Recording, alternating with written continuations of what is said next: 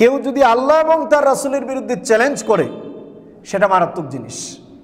এই জন্য এই দেশের সাংবাদিকরা এখন যেভাবে শুরু করছে, প্রত্যেকটা স্লোগানকে ইসলামের বিপরীতে রাখছে, আর মাঝখান দিয়ে আওয়ামী লীগের কিছু নেতৃবৃন্দদেরকে উস্কিয়ে দিয়েছে। আর আওয়ামী লীগের কিছু ভাইয়েরা না বুঝে ওনারা বিভিন্নভাবে বক্তব্য দিয়ে যাচ্ছে। এটা উচিত নয়, এটা আমাদের আলেমদেরও ভুল রয়েছে। আলেমরা রাজনৈতিকভাবে বক্তব্য না দিয়ে ওনাদের কাজ হলো অরাজনৈতিক বক্তব্য দেওয়া, যে কোনো দলের পক্ষ থেকে নয়। আমাদের কাজ হলো আপনাদের সামনে কোরআন আর হাদিসের বিধানগুলোকে তুলে ধরা, মানা আর না মানা আপনাদের দায়িত্ব। যদি আলেমরা ভালোভাবে বলতো তাহলে অটো সমাজটা পরিবর্তন হওয়ার সম্ভাবনা বেশি ছিল। আমাদের সম্মানিত ও শ্রদ্ধেয় মুসল্লিনে কেরাম ও মুরব্বিনে আযম, আল্লাহ রাব্বুল আলামিনের দরবারে লাখ কোটি শুকরিয়া যে রব্বি কারীমের দয়ায় আমরা প্রতি বৃহস্পতিবারে নেই আজকেও কোরআনুল কারীমের তাফসির উপস্থিত হতে পেরেছি। সেই জন্য আমরা সকলেই শুকরিয়া আদায় করে বলি আলহামদুলিল্লাহ। আমরা ধারাবাহিকভাবে আপনাদের সামনে আলোচনা করছিলাম। গত সপ্তাহে আমরা আপনাদের সামনে আলোচনা করেছিলাম সূরা আল মায়েদার 31 নম্বর আয়াত পর্যন্ত। বিষয়টা ছিল হাবিল আর কাবিল এর ঘটনা, প্লাস পৃথিবীর বুকে সর্বপ্রথম হত্যাকাণ্ড কোন কারণে হয়েছিল সেই কারণগুলো আমরা আপনাদের সামনে তুলে ধরেছিলাম। কারণ পৃথিবীতে মানুষরাই বসবাস করবে, আর এই পৃথিবীর নিরাপত্তার জন্য মানুষদেরকেই জানতে হবে কোন জিনিসের মাধ্যমে পাপ আর অন্যায় কাজগুলো শুরু হয়েছিল। আমরা সেই ঘটনার শিক্ষাগুলো আপনাদের সামনে উল্লেখ করেছিলাম। যেহেতু সেই আলোচনাই ছিল হত্যা এর সংক্রান্ত ব্যাপার, আর মানুষ যতদিন পৃথিবীতে বেঁচে থাকবে শয়তানও ততদিনই থাকবে। শয়তান যেহেতু জীবিত আছে, মানুষদেরকে পাপ কাজের জন্য উস্কাতেই থাকবে। এটা হলো শয়তানের কাজ। আমরা আপনাদের সামনে একটি আয়াত বারবারই বলে থাকি, সূরা ইব্রাহিমের 22 নম্বর আয়াত, যে মানুষ যখন কিয়ামতের মাঠে দাঁড়াবে আল্লাহ রাব্বুল আলামিন বান্দাদেরকে তখন বলবেন তুমি এই এই পাপ কাজগুলো করেছো। বান্দা বলবে বিশ্বাস করি না, ডকুমেন্ট দেখাও। আমরা একটা আলোচনা করেছিলাম ডকুমেন্ট নিয়ে, যে আল্লাহ রাব্বুল আলামিন বান্দার সামনে তার পাপের ডকুমেন্টগুলো কিভাবে পৃথিবীতে থাকা অবস্থায় তৈরি করেন। এই ব্যাপারগুলোর উপর আমরা সব হাদিস কোরআনের আয়াতগুলো আপনাদের সামনে রেখেছিলাম। আমাদের চ্যানেলে গেলে আপনারা ওই আলোচনাগুলো পেয়ে যাবেন। যাই হোক, আল্লাহ রাব্বুল আলামিন ডকুমেন্ট দেখাবেন, মানুষ তখন বলবে বিশ্বাস করি না।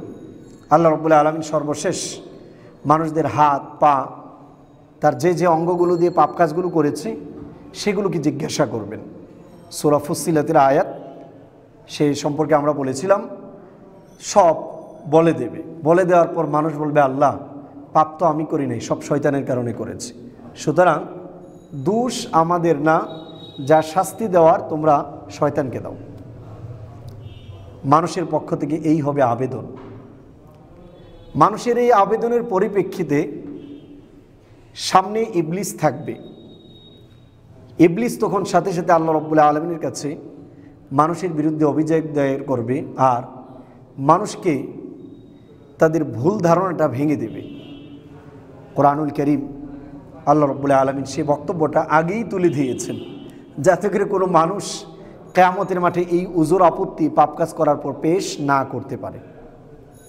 আল্লাহ রাব্বুল আলামিন বলছেন, وقال الشيطان لما قضي الأمر إن الله وعدكم وعد الحق ووعدتكم فأخلفتكم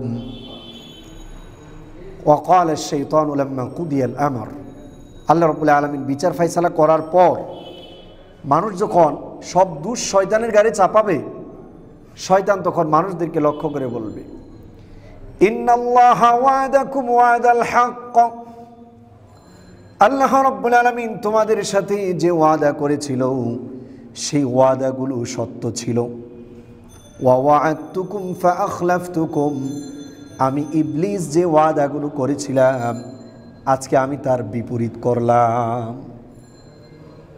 তোমরা আমার দোষ দিচ্ছ, আমার কারণে তোমরা পাপ কাজ করেছো, দোষ সব আমার। শয়তান তখন বলবে ওয়ামা কানা লি আলাইকুম মিন সুলতানিন ইল্লা আন দাআউতুকুম ফাস্তাজাবতুম লি। তোমাদেরকে জোর করে কোনো পাপ কাজ করানোর শক্তি আমার ছিল না, আর আল্লাহ রাব্বুল আলামিন আমাকে দেনও নাই। আমি শুধুমাত্র তোমাদেরকে পাপের দিকে ডাকতাম। ফাস্তাজাবতুম লি, তোমরা নিজেদের থেকে ওই পাপ কাজ করার জন্য সাড়া দিতে। ওয়ামা কানা লি আলাইকুম মিন সুলতানিন ইল্লা আন দাউতুকুম ফাস্তাজাবতুম লি, যেহেতু আমি তোমাদেরকে ডেকেছি, তোমরা আমার ডাকে সাড়া দিয়েছো, আমি তোমাদেরকে কোনো কাজ করতে বাধ্য করি নাই। যদি বাধ্য করতাম তাহলে তার দোষ আমার গাড়ি দিতে পারতে। যেহেতু তোমরাই করেছো, সুতরাং আমার গাড়ি কোনো দোষ নেই।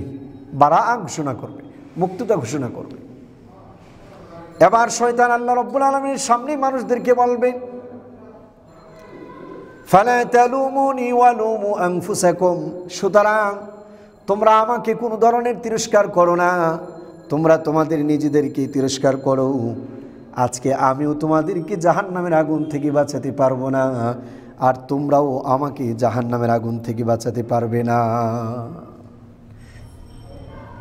ক্লিয়ার, কোরআনুল কারীম একদম ক্লিয়ার করে দিয়েছে। অন্য কারো ঘাড়ে দোষ চাপাবেন, বিশেষ করে ইবলিসের ঘাড়ে দোষ চাপাবেন, আর আপনি বলবেন যে আমি জানি না, পাপ কাজ করছেন আপনি, আর কিয়ামতের মাঠে না জানার আপনার দিয়ে উপায় দেখিয়ে বেঁচে যাবেন, এটা পৃথিবীর কোনো মানুষের দ্বারাই সম্ভব নয়। এই জন্য আল্লাহ রাব্বুল আলামিন কোরআনুল কারীমে পৃথিবীর নিরাপত্তার জন্য কতগুলো সরাসরি রুলস দিয়েছেন। এই জন্য কোরআনুল কারীমের এই আয়াতগুলো পড়লেই বলা হয় যে এগুলো হলো আল্লাহর আইন। কার আইন? বলুন, কার আইন? আল্লাহর আইন। আর সমাজে নিরাপত্তার জন্য প্রথম শর্ত হলো আল্লাহর আইন ছাড়া নিরাপত্তা সম্ভব নয়। হাবিল আর কাবিল যখন একজন আরেকজনকে হত্যা করলো, দেখা গেল মানুষের ভিতর হিংসাও কাজ করে, রাগও কাজ করে, সাথে সাথে অপরাধ প্রবণতার যোগ্যতা তো প্রত্যেকটা মানুষের ভেতরেই রয়েছে। এবার হত্যা যেহেতু হয়েছে, তার তো বিচারের প্রয়োজন, আইনের প্রয়োজন। আল্লাহ রাব্বুল আলামিন সেই জন্য আইন দিলেন। কি আইন? আল্লাহ রাব্বুল আলামিন এই আয়াতের মাধ্যমে জানাচ্ছেন। আজকে আমাদের পৃথিবীতে একজন মানুষ আরেকজন মানুষকে হত্যা করে কি করে না? হত্যা, প্রচুর পরিমাণ হত্যা হচ্ছে। আগে 15-20 বছর আগে একটা মানুষ মারা গেলে মানুষের মাথা নষ্ট হয়ে যেত, কিন্তু এখন পত্রিকা খুললে প্রতিদিন 10টা-15টা লাশের সংবাদ পত্রিকাগুলোতে পাওয়া যায়। শুধু বাংলাদেশ নয়, সারা ওয়ার্ল্ড ব্যাপী একই অবস্থা।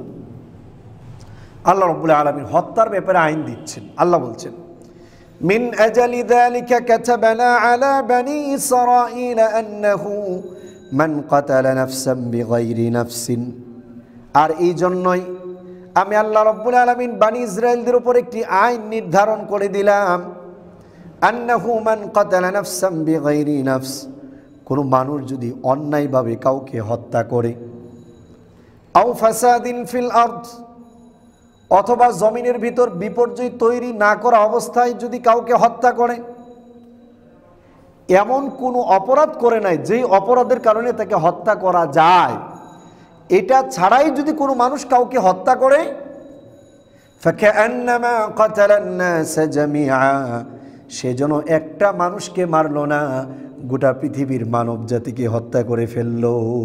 আল্লাহু আকবার। মানুষের প্রাণের নিরাপত্তা, মানুষের প্রাণের গুরুত্ব আল্লাহ রাব্বুল আলামিনের কাছে কত চিন্তা করা যায়। ওয়ামান আহইয়াহা ফাকান্নামা আহইয়ান নাস জামিআ, আর কোনো মানুষ যদি অন্য কোনো মানুষের প্রাণ বাঁচিয়ে দেয়, সে যেন গোটা পৃথিবীর মানব জাতির প্রাণ বাঁচিয়ে দিল। একটা মানুষ হত্যা হওয়া সহজ, কিন্তু একটা মানুষ নয়, এটা যেন গোটা মানবতাকেই মেরে ফেলা হলো।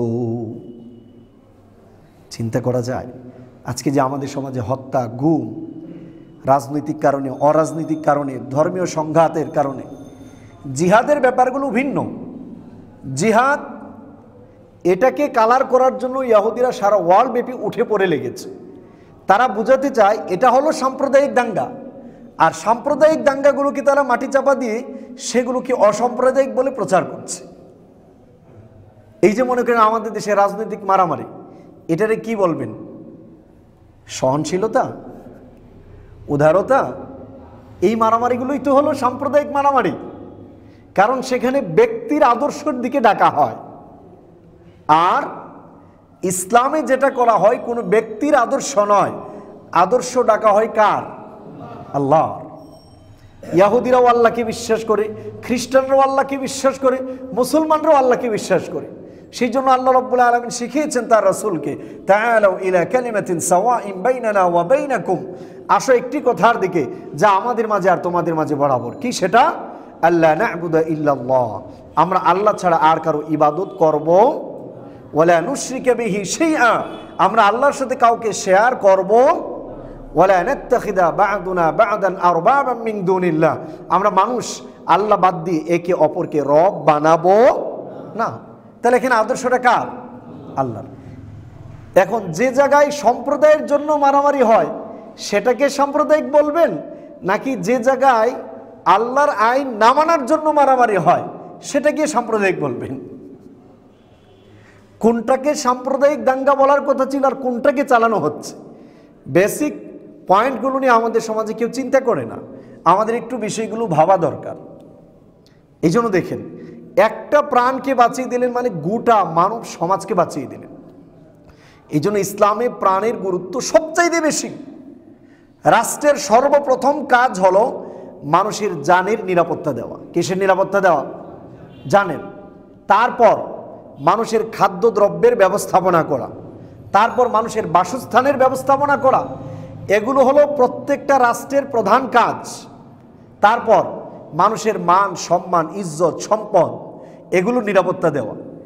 স্বাধীনতা আর স্বাধীনতা বলবেন, আর যদি সেই সমাজে মানুষের জানের নিরাপত্তা না থাকে, তারপর তাদের খাদ্যদ্রব্যের নিশ্চয়তা না হয়, তারপর সে জায়গায় যদি চুরি চামারি বন্ধ না হয়, তারপর সেই জায়গায় যদি আপনার ধর্ষণ লুণ্ঠন এগুলো যদি বন্ধ না হয়, তাহলে ওই রাষ্ট্রকে ব্যর্থ রাষ্ট্র বলা হয়।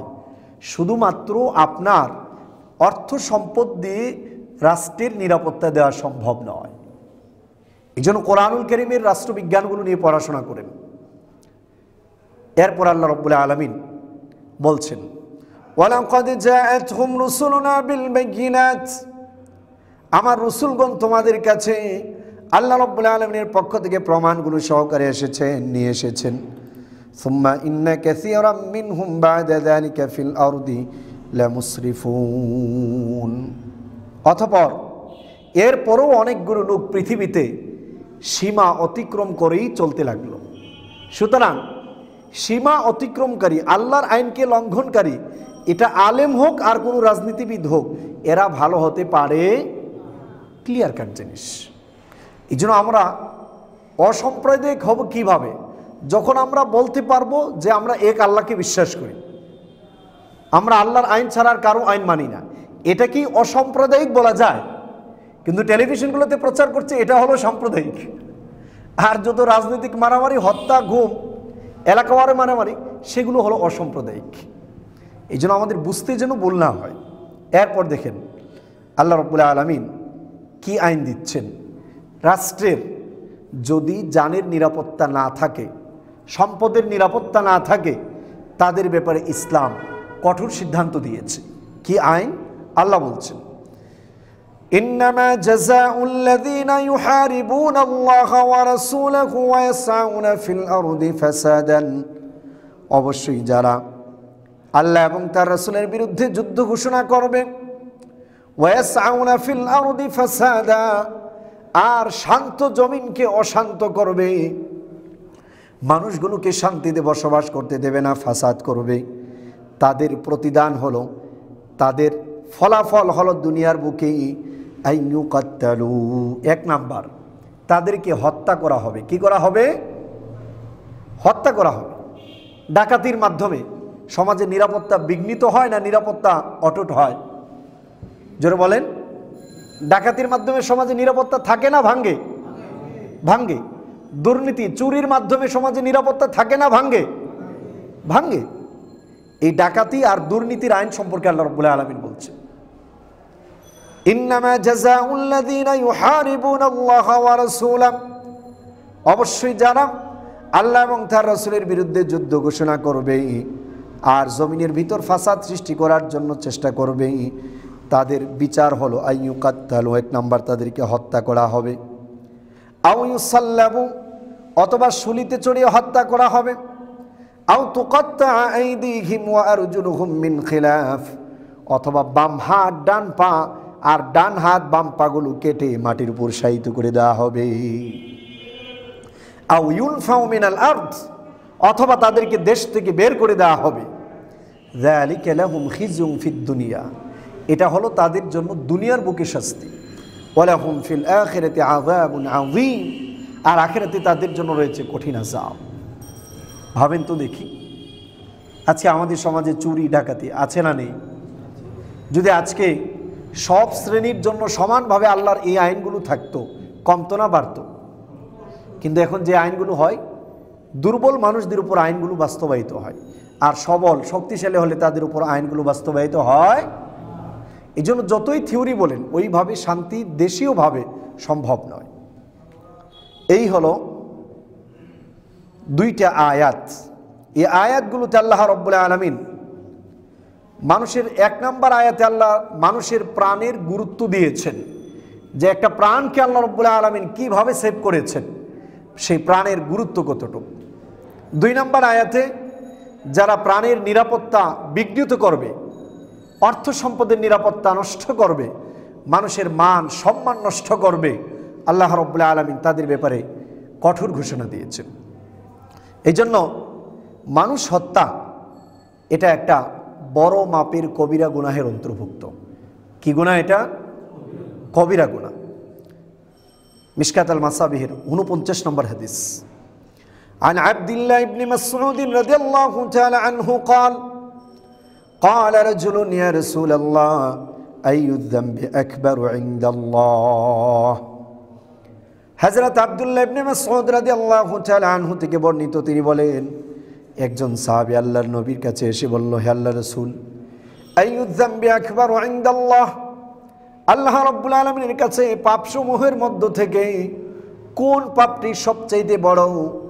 আল্লাহ রাব্বুল আলামিনের রাসূল বললেন, আন তাদউ লিল্লাহি নিদ্দান ওয়া হুয়া খালাকাক, তুমি তোমার স্রষ্টার সমকক্ষ কাউকে দাবি করবে, এটা হলো সবচাইতে বড় পাপ। স্রষ্টার সমকক্ষ কিভাবে মানুষ দাবি করে? আমরা গত 3 সপ্তাহ আগেও আপনাদেরকে বলতেছি, মানুষ একথা বলে না যে পৃথিবীর কোনো মানুষ আল্লাহর সমান। কার্যক্ষেত্রে মানুষ দাবি করে এই কাজের ক্ষেত্রে সে আল্লাহর মতো। যেমন হালাল আর হারাম একমাত্র করার মালিক কে? বলুন, হালাল আর হারাম করার মালিক কে? এখন যদি কোনো মানুষ বলে না এটা কোরআনে হারাম, বাট আমাদের কাছে এটা হারাম না, এটা হালাল, বৈধ, তাহলে হালাল আর হারামের ক্ষেত্রে সে নিজেকে কার সমপরিমাণ দাবি করলো? কার সমপরিমাণ দাবি করলো? আল্লাহ রাব্বুল আলামিন সমপরিমাণ দাবি করলো। সেজন্য আমরা বলেছিলাম যে যত ধরনের হারাম আছে সেই হারাম কাজগুলোকে হারামই মনে করতে হবে। এর ভেতর আমরা আপনাদের সামনে একটা হাদিস উল্লেখ করেছিলাম, সমাজের সাধারণ মানুষ কিভাবে আলেম আর নেতৃবৃন্দদেরকে আল্লাহ বাদ দিয়ে রব বানায়।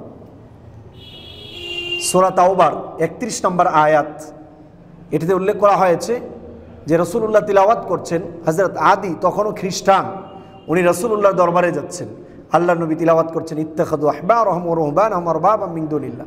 ইহুদি খ্রিস্টানেরা এরা তাদের আলেম আর নেতৃবৃন্দদেরকে আল্লাহ বাদ দিয়ে রব বানিয়েছে। রাসূলের কাছে আদি ইবনে হাতিম গিয়ে বললেন, ইয়া রাসূলুল্লাহ, আমরা তো তাদের ইবাদত করতাম না, তো ইবাদত করলে না মানুষ আর আলেমদেরকে রব বানানো হয়, তো আপনার আল্লাহ কিভাবে বলছে আমরা তাদেরকে রব বানিয়েছি? আল্লাহ রাসূল বললেন, তোমাদের সমাজের নেতা আর আলেমরা যখন আল্লাহ যেটাকে হারাম করেছে তারা যদি সেটাকে হালাল বলতো, তোমরা কি তা মেনে নিতে? উনি বললেন, নাম, হ্যাঁ আমরা এটা মেনে নিতাম। রাসূল বললেন, হ্যাঁ ইজআলুর রব, এটাই তো হলো আল্লাহ বাদ দিয়ে তাদেরকে রব বানানো। আজকে যদি আমাদের আলেমরা এই বিষয়গুলো আগেই ক্লিয়ার করত, যে গণতন্ত্র এর মাধ্যমে সংসদে বসে অনেক ক্ষেত্রে আল্লাহর করা হারামগুলোকে হালাল করা হয়, এগুলো একটি শিরকের অন্তর্ভুক্ত। আর এই গণতন্ত্র ইহুদিরা আমাদের ভিতর ঢুকিয়েছে যেন মুসলমানদের ইমানকে নষ্ট করা যায়, কোরআনুল কারীমে আল্লাহ রাব্বুল আলামিন বলেছেন, ওয়াদ্দা কাসীরুম মিন আহলিল কিতাব, আহলে কিতাবদের অধিকাংশই আশা করে, লাউ ইয়ারুদ্দুনাকুম মিন বাদি ঈমানিকুম কুফারা, তোমাদের মুসলমানদের ঈমান আনয়ন করার পর তোমাদেরকে যদি তারা কুফরির দিকে নিয়ে যেতে পারতো, হাসাদাম মিন ইনদি আনফুসিহিম, তাদের নিজেদের হিংসার কারণে। এটা প্রি প্ল্যানিং ইহুদিদের মুসলমানদের ঈমানকে নষ্ট করার জন্য। এই ফান্ডামেন্টালগুলো যদি আলেমরা আগেই ক্লিয়ার করতো, তাহলে এখন যে ভাস্কর্যের ব্যাপারে বলছে, আওয়ামী লীগ হলেও তারা মনে করতো না যে এটা আমাদের রাজনীতিকের কারণে তারা আমাদের বিরুদ্ধে বলছে। কিন্তু আগে এই বিষয়গুলো আলেমরা ক্লিয়ার না করার কারণে এখন যখন ভাস্কর্যের বিরুদ্ধে কথা বলছে, তখন স্বাভাবিক মানুষরা মনে করছে এটা মনে হয় রাজনৈতিকগত কারণে ওনারা আমাদের বিরুদ্ধে বলছে। আসলে ইসলামের ব্যাপারে মনে হয় সুযোগ দেওয়া আছে, ঠিক না ঠিক? এই জন্য আলেমদের একটু সহনশীল হওয়া উচিত। আলেমরা কারো বিরুদ্ধে ক্ষেপে কথা বলা প্রয়োজন নেই। ওনাদের উচিত সুন্দর ভাষায় তাদের সামনে ফান্ডামেন্টালগুলো তুলে ধরা, যে এটা করলে আপনার ঈমান চলে যাবে, আপনার কবরে আপনি যাবেন, আমার কবরে আমি যাব, এতে আমার কোনো লাভ নাই, বরং আপনি আপনার নিজের লাইফটাকে জাহান্নামের আগুন থেকে বাঁচান, ঠিক না ঠিক? এভাবে বললে কি কেউ মারামারি আর কাটাকাটিতে যেত? কখনোই না। কিন্তু আমাদের দেশের আলেম ওলামারা শুধু স্টেজ উঠলে কুদে, কিছু হলে যে মাঠ গরম করতে হবে। আসলে এগুলো উচিত নয়। সুন্দর সাবলীল ভাষায় কোরআনুল কারীমের আয়াতগুলো তুলে দেওয়া দরকার। ঠিক একইভাবে হালাল হারামের ক্ষেত্রে যেমন, ঠিক আল্লাহর আইনকে কেউ চাচ্ছে আল্লাহর আইন আমি মেনে চলবো, আর যদি রাষ্ট্র বলে যে না আল্লাহর আইন হলেও সেটা মানতে পারবে না, তোমাকে জঙ্গি বলে ঘোষণা দেওয়া হবে, এক্ষেত্রে যদি বাধা দেওয়া হয় তাহলেও সেক্ষেত্রে এটা আল্লাহর সাথে শিরকের নামান্তর। একইভাবে ভাস্কর্যকে আগে ছিল না শহীদ মিনার, এই শহীদ মিনারে টাইম আসলে আপনি ফুল দিয়ে শ্রদ্ধা জানাচ্ছেন কেন? শহীদরা যখন শহীদ হয়েছে তাদের কবরে ভালো জিনিস দেওয়ার মালিক কে? উঠতে গেলে আপনি দোয়া করতে পারেন। কেন রাসূলুল্লাহর সময় বদরের যুদ্ধে শহীদ হয় নাই, তাদের জন্য কি আলাদা কোনো মিনার বানিয়েছিল? যে জায়গায় কবর উঁচু করা পর্যন্ত নিষিদ্ধ, শ্রদ্ধার জন্য আপনি শহীদ মিনার কিভাবে বানালেন? এটাকে আবার বলবে রাষ্ট্রদ্রোহী। এটা আমাদের চিন্তা করা দরকার যে এখানে যখন আপনি শ্রদ্ধা দিচ্ছেন আর এই যে তিনটা পিলারের মতো বানিয়ে এটাকে শ্রদ্ধা দেওয়ার একটা জায়গা মনে করছেন কেন? আমাদের মুসলমান হিসেবে তো আমাদের করণীয় ছিল দোয়া করা, তাদের জন্য আল্লাহর কাছে প্রার্থনা করা, এটা ছিল ওয়ায়ে সাদাকা করা। এগুলো বাদ দিয়ে আমরা একটা ইসলামের বিপরীত একটা অবস্থান নিয়েছি, আবার সেটাকে সমাজে প্রতিষ্ঠা করার জন্য চেষ্টা করছি। যখন প্রতিষ্ঠা করার জন্য বল প্রয়োগ করছি তখন সেটা আল্লাহর আইনের বিপরীত চলে যাচ্ছে, এটা শিরকের আওতাধীন হয়ে যাচ্ছে। কারণ এখন যখন আপনি তার বিপরীত বলবেন আপনাকে রাষ্ট্রদ্রোহী মামলা দিবে, এর মানে আপনি এর ব্যাপারে বলতে পারবেন না, তখন এটা আল্লাহর আইনের এগেনিস্টে গিয়ে আপনি প্রেশার করছেন যেটা করা লাগবে না, এটা করা যাবে না, ইসলামে এটার অনুমোদন নেই। এই জন্য এভাবেই আমরা মানুষ অনেক সময় আলেমরাও যদি ঠিক এই কাজগুলো করে, আল্লাহ যেটাকে হারাম করেছেন তারা যদি সেটাকে হালাল বলে আর আমরা সেটা মেনে নেই, তাহলে আল্লাহ বাদ দিয়ে তাদেরকে কি বানানো হলো? রব বানানো হলো। এভাবেই মানুষ আল্লাহ রাব্বুল আলামিনের সাথে মানুষকে শিরিক করে। এরপর রাসূল সাল্লাল্লাহু আলাইহি সাল্লাম আরও অনেকগুলো বললেন, এর মধ্য থেকে আরেকটা বললেন যে মানুষ হত্যা করা এটাও একটি কবিরা গুনাহের অন্তর্ভুক্ত। এই জন্য কোরআনুল কারীমের একটি আয়াত আল্লাহ রাব্বুল আলামিনের রাসূল তিলাওয়াত করে শোনালেন সাহাবীদের, ওয়ালা ইয়াকতুলুনা আন-নাফসাল্লাতী হারামাল্লাহু ইল্লা বিল হক, অন্যায়ভাবে কোনো মানুষকে হত্যা করা যাবে না, এটা হারাম।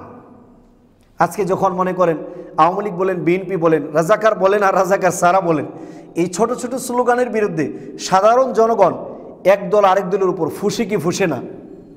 আমাদের আলেমরাও যখন কুদে কুদে এক দল আরেক দলের বিরুদ্ধে বক্তব্য দেয়, তখন সাধারণ মানুষ এক দল আরেক দলের বিরুদ্ধে মারামারি হত্যা করার মতো একটা মন মানসিকতা আসে কি আসে না? এটা কি পাপের অন্তর্ভুক্ত নয়? খুব ভয়ানক জিনিস।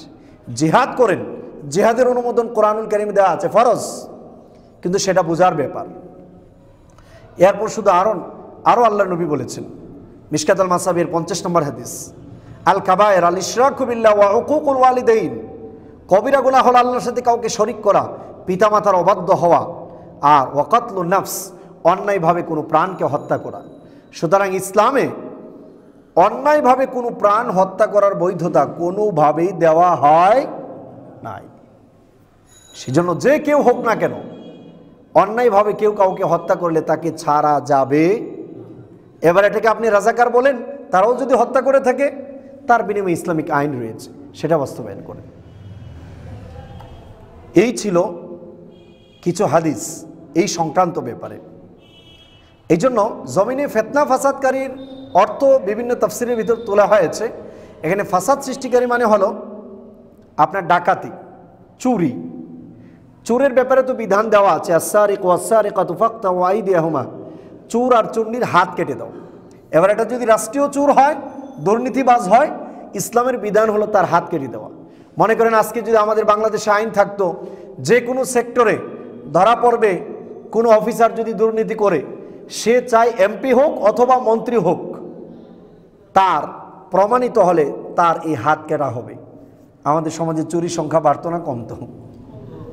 বলেন তো দেখি, বাড়তো না কমতো? এর মানে আল্লাহর আইনের বিরুদ্ধে যাওয়া মানে হলো এই আইনগুলো বাস্তবায়ন হলে দুর্নীতিবাজরা বাঁচতে পারবে না, সেই জন্য তারা আল্লাহর আইনকে কোনোভাবেই প্রতিষ্ঠা হতে দিবে না। তো এটা তো আমাদের জন্যই ভালো ছিল। চুরি কমলে জনগণ শান্তিতে থাকবে না অশান্তিতে থাকবে? শান্তিতে থাকবে। এটা সবার জন্যই ভালো। কেন আমরা আমাদের ভালোটা বুঝতেছি না? তারপর এই আয়াতে বলা হয়েছে হত্যার কেসাস, অর্থাৎ আমি যদি কারো চোখ উপড়ায় ফেলি তাহলে বিচার হবে আমার চোখ রাষ্ট্র উপড়াবে। আমি যদি কারো হাতের আঙ্গুল কেটে ফেলি, রাষ্ট্র আমার হাতের আঙ্গুল কেটে দেবে। এটা হলো ইসলামের বিচার।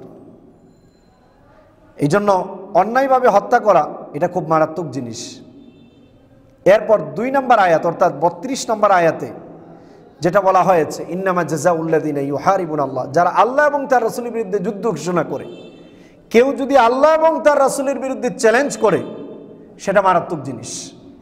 এই জন্য এই দেশের সাংবাদিকরা এখন যেভাবে শুরু করছে, প্রত্যেকটা স্লোগানকে ইসলামের বিপরীতে রাখছে, আর মাঝখান দিয়ে আওয়ামী লীগের কিছু নেতৃবৃন্দদেরকে উস্কিয়ে দিয়েছে। আর আওয়ামী লীগের কিছু ভাইয়েরা না বুঝে ওনারা বিভিন্নভাবে বক্তব্য দিয়ে যাচ্ছে। এটা উচিত নয়। এটা আমাদের আলেমদেরও ভুল রয়েছে। আলেমরা রাজনৈতিকভাবে বক্তব্য না দিয়ে ওনাদের কাজ হলো অরাজনৈতিক বক্তব্য দেওয়া, যে কোনো দলের পক্ষ থেকে নয়। আমাদের কাজ হলো আপনাদের সামনে কোরআন আর হাদিসের বিধানগুলোকে তুলে ধরা, মানা আর না মানা আপনাদের দায়িত্ব। যদি আলেমরা ভালোভাবে বলতো তাহলে অটো সমাজটা পরিবর্তন হওয়ার সম্ভাবনা বেশি ছিল। যাই হোক, 2 নম্বর আয়াতের ব্যাপারে একটি শানে নুজুল রয়েছে, প্রেক্ষাপট রয়েছে, যেই কারণে এই আয়াতটি নাজিল হয়েছে। বুখারীর একটি হাদিস, রাসূল সাল্লাল্লাহু আলাইহি ওয়াসাল্লাম যখন মদিনায়, তখন আন্না নাফারাম মিন উকুল সামানিয়াতান কাদিমু আলা রাসূলিল্লাহ সাল্লাল্লাহু আলাইহি ওয়াসাল্লাম, ওকাল গোত্রের 8 জন ব্যক্তি মদিনা শরীফে গেল। মদিনায় গিয়ে রাসূলুল্লাহর কাছে ইসলাম কবুল করলো, রাসূলুল্লাহর হাতে বায়াত গ্রহণ করলো। বায়াত গ্রহণ করার পর সব জায়গায় আবহাওয়া ম্যাচ হয় না সবার, তাদের ওই মদিনার এলাকার আবহাওয়া ম্যাচ হচ্ছিল না। সাকামাত আজসামুহুম, তাদের দেহগুলো অসুস্থ হয়ে গেল। 8 জন লোক ইসলাম কবুল করলো, মদিনায় থাকলো, অসুস্থ হলো। অসুস্থ হওয়ার পর বিশ্বনবীর দরবারে গিয়ে অভিযোগ করলো, ইয়া রাসূলুল্লাহ, আমাদের শরীর তো দিন দিন খারাপ হয়ে যাচ্ছে, আমাদের ব্যাপারে ট্রিটমেন্টের ব্যবস্থা করুন। আল্লাহ নবী তখন বলে দিলেন, আলা তাখরাজুনা মা'a রা'ইনা ফি ইবিলি ফাতুসিবু মিন আবওয়ালিহা ওয়া আলবানিহা, যাও, রাষ্ট্রের অনেকগুলো উট আর বকরি রয়েছে, সেগুলো মাঠে চড়ানো হচ্ছে, তোমরা ওই মাঠে গিয়ে রাখালদেরকে আমার কথা বলবে, তারা যেন তোমাদেরকে উটের প্রস্রাব আর দুধ দেয় চিকিৎসার জন্য। দেওয়া হলো, তারা খাওয়ার পর সুস্থ হয়ে গেল, শরীর মোটা তাজা হয়ে গেল। মোটা তাজা হওয়ার পর তাদের অন্তরে খারাপ কাজের প্রেরণা চলে আসলো। এই লোকগুলোর প্রতি, এই লোকগুলোর ভেতর সম্পত্তির লোভ চলে আসলো। তারা যে কাজটুকু করলো, আল্লাহ নবীর পক্ষ থেকে যে রাই ছিল, বকরি চড়াতো এবং উট চড়াতো, ওদেরকে ধরে হত্যা করে ফেললো। এমনভাবে হত্যা করলো, তাদের কল্লাগুলোকে কর্তন করলো, তাদের চোখগুলোকে উঠালো, হাতগুলোকে কেটে ফেললো, সব অঙ্গগুলোকে আলাদা আলাদা করে ফেললো। আল্লাহ নবীর দরবারে সংবাদ আসলো, এই লোকগুলো মুরতাদ হয়ে গিয়েছে, এই লোকগুলো ওই রাখালদেরকে হত্যা করেছে। শুধু হত্যা করে নাই, তাদের চোখ আর কানগুলো কেটে টুকরো টুকরো করে ফেলেছে। ফাবাআসা ফি আথারিহিম, আল্লাহর নবী সাথে সাথে কমান্ডো বাহিনী পাঠিয়ে দিলেন, যাও ধরে নিয়ে আসো, এরা অন্যায় কাজ করেছে। সাহাবায়ে কেরাম গেল, ফাউদরিকু ফাজিআ বিহিম, লোকগুলোকে গিয়ে ধরল, নিয়ে আসলো আল্লাহর নবীর দরবারে। সাথে সাথে বিচার, দেরি করা হলো না, প্রমাণ সামনে রাখা হলো। আল্লাহ নবী বললেন, ফা আমারা বিহিম ফাকাতিআত আইদিহিম ওয়া আরজুলিহিম, জিন্দা থাকা অবস্থায় আল্লাহ নবী তাদেরকে বললেন, এদেরকে আগে হত্যা করো না, এদের হাত পা গুলো আগে কাটো। হাত পা গুলো আগে কাটা হলো। ওয়া সুম্মিরাত আয়ুনুহুম, জীবিত থাকা অবস্থায় তাদের চোখগুলোকে উঠানো হলো। সুম্মা নাবাযু ফিশ শামসি হাত্তা মাতু, ওই মরু প্রান্তরের খোলা ময়দানে ওই দেহটাকে ছেড়ে দেওয়া হলো, লাফাতে লাফাতে মারা গেল। এভাবে আল্লাহ নবী তাদের বিচার করলেন। এই ঘটনার পরিপ্রেক্ষিতেই এই আয়াতটা নাজিল হয়েছে। সেই জন্য কারো সম্পদ নিতে গিয়ে যদি কোনো ব্যক্তি অন্য কোনো ব্যক্তিকে হত্যা করে, সে যেই শাস্তি দিয়ে ওই লোককে হত্যা করেছে, তার বিনিময়ে ওই ডাকাতকে ওই শাস্তিটাই দিতে হবে। খুব ভয়ানক না? এমন শাস্তি থাকলে আপনার আমার কি মনে হয়, আমাদের দেশে শান্তি আসতো না অশান্তি আসতো? ডাকাতের সংখ্যা বাড়তো না কমতো? কমতো। এই জন্য ইসলামিক আইন অনুপাতে যে আইনগুলো দিয়ে বিচার হয়, শাস্তি হয়, ওগুলোকে বলা হয় হুদুদ এবং কিসাস। তিন ধরনের আইন রয়েছে, একটা হলো হুদুদ, কিসাস, আর একটা হলো তাশিরাত বা তাজিরাত। এর মধ্যে যেই শাস্তিগুলোর কথা কোরআনুল কারিমে উল্লেখ করা আছে, অপরাধ প্লাস সাথে সাথে শাস্তির কথা, এগুলোকে হুদুদ আর কিসাস বলা হয়। যেমন চুরি করলে তার শাস্তির কথা কোরআনে আছে না নেই? আছে। কেউ কাউকে হত্যা করলে তার শাস্তির কথা কোরআনে আছে না নেই? ব্যভিচার করলে তার শাস্তির কথা কোরআনে আছে না নেই? এগুলোকে বলা হয় হুদুদ। আর যে সকল অপরাধের শাস্তি কোরআন আর হাদিস নির্ধারণ করেননি, বরং বিচারকদের চিন্তা গবেষণার উপর ছেড়ে দেওয়া হয়েছে, সেগুলোকে বলা হয় মূলত তাজিরাত। কি বলা হয়? তাজিরাত। সেটা হলো ওই বিচারকরা স্থান কাল পাত্রভেদে যতটুক শাস্তি দিলে সে শুধরাবে, ততটুক শাস্তি তারা দিতে পারবে, সেটা তাদের উপর ন্যস্ত করে দেওয়া হয়েছে। এই জন্য আলেমরা কোরআনুল কারিমের যেসব অপরাধের শাস্তিকে আল্লাহর হক হিসাবে নির্ধারণ করে জারি করেছে, সেই শাস্তিগুলোকে হুদুদ বলা হয়। আর যে শাস্তিগুলোকে বান্দার হক হিসাবে জারি করা হয়েছে, সেগুলোকে কিসাস বলা হয়। কিসাসের শাস্তি হুদুদের মতোই, প্রাণের বিনিময়ে প্রাণ, এরপর আপনার জখমের বিনিময়ে জখম। কিন্তু পার্থক্য, হুদুদগুলো যদি হয় অর্থাৎ আল্লাহর হক নষ্ট করে, সেক্ষেত্রে প্রয়োগ করা হয়, আর সংশ্লিষ্ট ব্যক্তি ক্ষমা করলেও তা ক্ষমা হবে না। কিন্তু কিসাসের বিপরীত, কিসাস কোনো বান্দার হক নষ্ট করেছেন, আমার ভাইকে আপনি হত্যা করেছেন, এখন আমি যদি বলি যে না, তাকে হত্যা করার প্রয়োজন নেই, আমাদের ফ্যামিলির সবাই তাকে মাফ করে দিয়েছে, তাহলে তাকে আর হত্যা করার কোনো প্রয়োজন হবে, মাফ হয়ে যাবে, তার বিনিময়ে তাকে দিয়ত দিতে হবে। এই হলো কোরআনুল কারিমে এই শাস্তিগুলোর ব্যাপারে বলা আছে। এবার বলুন তো দেখি, আমাদের এই ধর্মের যে ব্যাপারগুলো আছে, এই কোরআনুল কারিমের এই সুন্দর আইনগুলো মানুষ যদি জানতো আর বাস্তবায়ন করত, এটা আমাদের জন্য লাভ হতো না ক্ষতি হতো? লাভ হতো। সেই জন্য আজকে দুঃখের বিষয় হলো সত্য, আমাদের বেশিরভাগই আমরা এই সমস্ত জিনিস সম্পর্কে জানি না, আর আমাদের সমাজে জানতেও চায় না। মনে করে 5 ওয়াক্ত নামাজ পড়লেই বুঝি আমরা মুসলমান হয়ে গেলাম। আর আমাদের দেশেও একটু পড়াশোনা করে ওয়াজ করলেই মনে করে যে হুজুর বড় হুজুর হয়ে গেছে। ঠিক না ভাই? ঠিক। আসলে বিষয়টা এমনটা নয়। ইসলাম এটা কারো দেওয়া বাপদাদার ধর্ম নয়, এটা আল্লাহ রাব্বুল আলামিন দিয়েছেন। স্বয়ং আল্লাহর নবীকে পর্যন্ত ওয়ার্নিং দেওয়া হয়েছে, উনিও যেন সে জায়গায় কোনো ধরনের ছাটখাট করতে পারবেন। সুতরাং আমরা যে দলেরই হই না কেন, আমাদেরকে দেখতে হবে ধর্মীয় গ্রন্থ, আমরা কোরআন এবং সুন্নাহ অনুপাতে আমাদের লাইফ চালাচ্ছি কিনা, আমাদের রাষ্ট্র কোরআন এবং সুন্নাহ অনুপাতে চলছে কিনা, আমাদের রাষ্ট্রপ্রধানরা যদি মনে করে কোরআন সুন্নাহ অনুপাতে দেশ চালালে হুজুরদের হাতে চলে যাবে, আসলে এটা ভুল জিনিস। কোরআন সুন্নাহ অনুপাতে চালালে হুজুরদের হাতে যাবে তা নয়। বিষয়টা হলো কোরআন সুন্নাহ অনুপাতে দেশ চালালে মানুষগুলো শান্তিতে থাকতে পারবে, এটা হলো মেইন জিনিস। মানুষগুলোর ভিতরে হিংসা আর বিদ্বেষ থাকবে না। যেভাবে একে অপরের বিরুদ্ধে হিংসা বিদ্বেষের আপনার প্রচারণা হচ্ছে, সেগুলো টোটালি বন্ধ হয়ে যাবে। আর তাছাড়া একটা ভয়ানক সংবাদ রয়েছে আমাদের রাষ্ট্রের জন্য। যদি রাষ্ট্রীয় নেতৃবৃন্দ আল্লাহর আইন দ্বারা বিচার না করে, আল্লাহ নবী ভবিষ্যৎবাণী করেছেন সুনান ইবনে মাজার 4019 নম্বর হাদিসের 5 নম্বর পয়েন্ট, আল্লাহ নবী বলেছেন, যেই সম্প্রদায়ের নেতৃবৃন্দ আল্লাহর আইন বাদ দিয়ে নিজের মন গড়া আইন দিয়ে বিচার ফায়সালা করবেন, ইল্লা বাসাল্লাহু বাইনাহুম, আল্লাহ রাব্বুল আলামিন তাদের নিজেদের ভিতর মারামারি লাগাইয়া দিবেন। তো আল্লাহ যদি মারামারি লাগান, ফিরানোর কেউ থাকবে? বলেন, ফিরানোর কেউ থাকবে? কখনোই না। তো আমাদের মারামারি হওয়া ভালো না মারামারি থেকে বেঁচে থাকা ভালো?